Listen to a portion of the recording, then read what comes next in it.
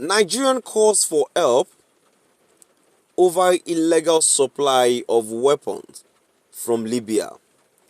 Calls for urgent global action.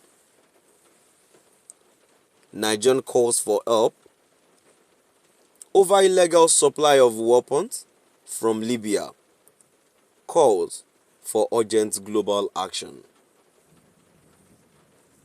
To my dear listeners, Nigeria calls for help over illegal supply of weapons from Libya. Calls for urgent global action. This is uncalled for. To my dear listeners, from wherever you're listening from, kindly stay tuned as I read today's news. Amid increasing security challenges, Nigeria has expressed deep concerns regarding the influx of weapons from Libya, linking this issue directly to the rising threat of terrorism, banditry, and kidnapping within its borders. Hafsat Abubakar Bakari, the CEO of the Nigerian Financial Intelligence Unit, NFIU, brought this pressing issue to light during a roundtable discussion hosted by the Center for International Private Enterprise in Washington, D.C.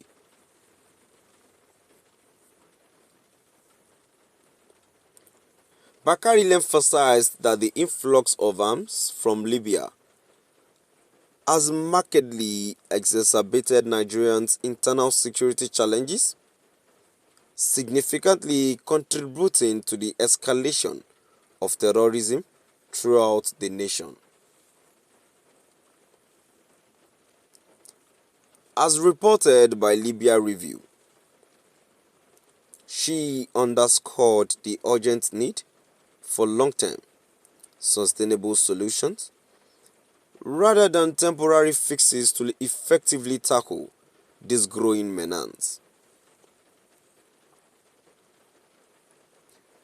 The inflow of weapons from Libya is directly linked to the escalation of Nigerian security crisis.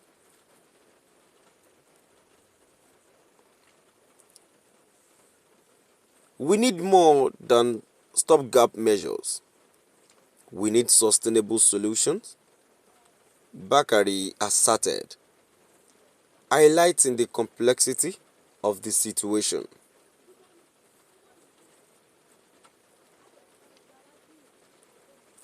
The context of this crisis can be traced back to the collapse of Libya's government following the ousting of Muammar Gaddafi in 2011.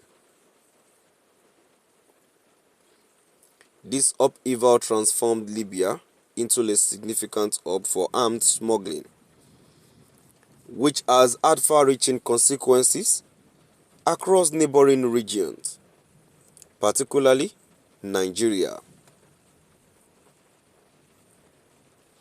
Terrorist groups like Boko Haram and the Islamic State West Africa Province, ISWAP, have adeptly exploited these chaotic arms environment for fuel violence and instability.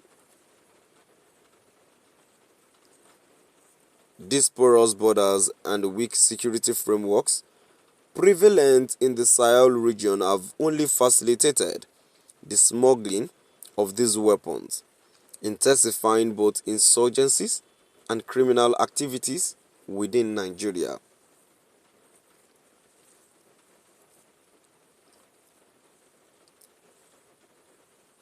Bakari's remarks illuminate how Libya's ongoing instability continues to have ripple effects far beyond its borders. The unchecked arms trade that originates from Libya has emerged as a significant driver of conflicts across West and North Africa, with Nigeria experiencing the most severe impact of this destabilization.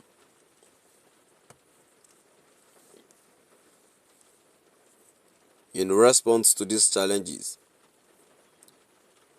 Bakari highlighted Nigeria's proactive measures to strengthen its anti-money laundering and counter-financing of terrorism and proliferation (AML, SFT, CPF framework). These initiatives are designed to identify and disrupt the financial networks that support terrorism and armed trafficking. Bakari noted that Nigeria has been collaborating closely with international partners to enhance its security and financial systems to address these pervasive issues. During her presentation, Bakari emphasized that the NFIU is working in partnership with key stakeholders to combat terrorism financing. She mentioned the revival of the Joint Task Force on Terrorism Finance in the Sahel, announcing that member states are scheduled to convene in Abuja later this month to sign an agreement formalizing this collaborative effort. In our discussions, Bakari made a strong case for the increased international support, urging global partners to assist Nigeria in its fight against terrorism, particularly in the Sahel and Lake Chad regions. She asserted that while Nigeria possesses the political will and commitment to confront these challenges, it requires further institutional backing to realize its goals. We need your help to implement sustainable solutions to fight terrorism and disrupt the flow of weapons from Libya. Bakari employed the audience, underscoring the urgency of international collaboration in this endeavor. Now, to my dear listeners, now we've come to the end of our today's news. And now before I go in contribution to the news, I want to employ the government administration to do something important about this, because those who are importing the guns, we don't know them, and where the guns are going, we don't know them.